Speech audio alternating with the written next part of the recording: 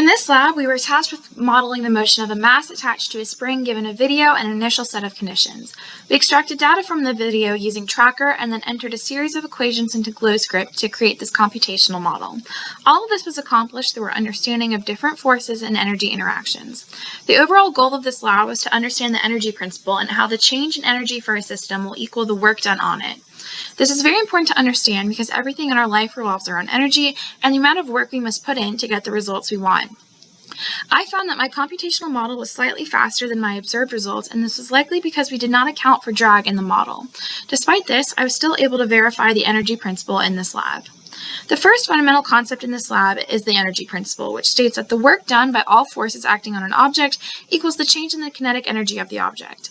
In this case, delta K, or the change in kinetic energy for an object, will equal 1/2 mv final squared minus 1/2 mv initial squared. We also know that the change in energy will equal work done on the system, which can be calculated by finding the dot product of the force with the displacement of the object.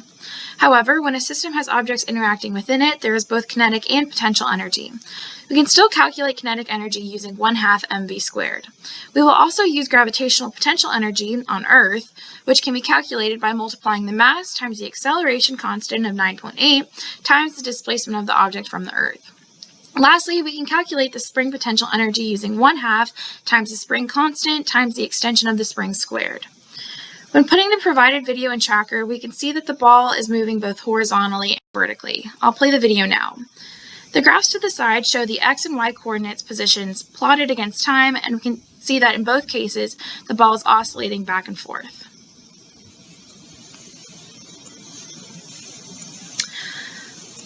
We begin our coding by inputting our initial conditions. We are told that the mass of the ball is 0.402 kilograms, and I input my initial position for the ball, which was negative 0.122 in the x direction and negative 0.628 in the y. We also know that the initial velocity is 0 because the ball starts from a position of rest. We then had to calculate our spring constant, which we did after finding the period of oscillation in the y direction and then plugging that into the equation t, the period, equals 2 pi times the square root of m over k.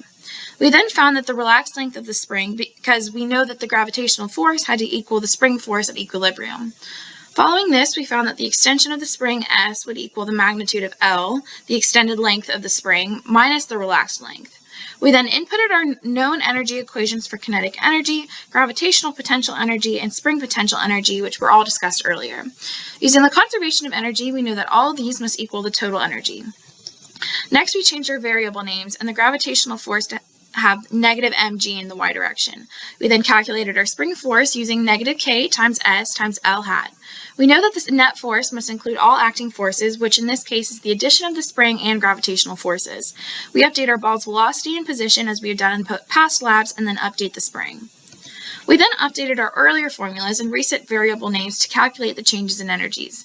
We know that delta E must equal the final total energy minus the initial. In this case, we know that no external work is being done on our system, including the spring plus the ball plus the Earth, so delta E should equal 0.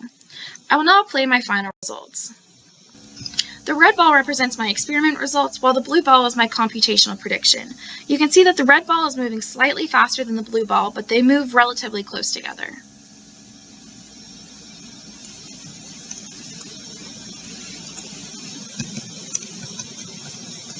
For the change in energy versus time graph, you can see that the red line, the gravitational potential energy, and the green line, the spring potential energy, essentially cancel each other out, while the kinetic energy, the blue line, oscillates. The orange line stays constant at 0, showing that there is no change in the total energy. For the position versus time graph, we can see that the blue line, the computational prediction, and the red line, the experimental results, follow the same general path. However, the red line The red line shows a slower velocity, likely due to increased air resistance working against the spring force.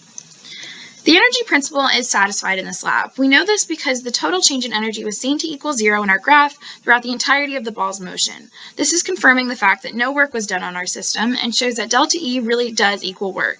However, this is not to say that energy equals work because it is important to distinguish the difference between E and delta E. Using the data from the tracker, I found that my period of oscillation in the x direction was 1.619 seconds, while my period in the y direction was 1.524 seconds. The difference between these values stems from the fact that the vertical period depends on the spring constant, while the horizontal period depends on the force of gravity. Also, the horizontal period could potentially be larger because its movement depends on a hinge where the spring is attached. This friction from this hinge could be slowing down the ball if we're moving in a horizontal direction ever so slightly. In the future, I would try to add air resistance into my computational prediction so that it would more closely match my experimental results and represent a realistic scenario. Thanks.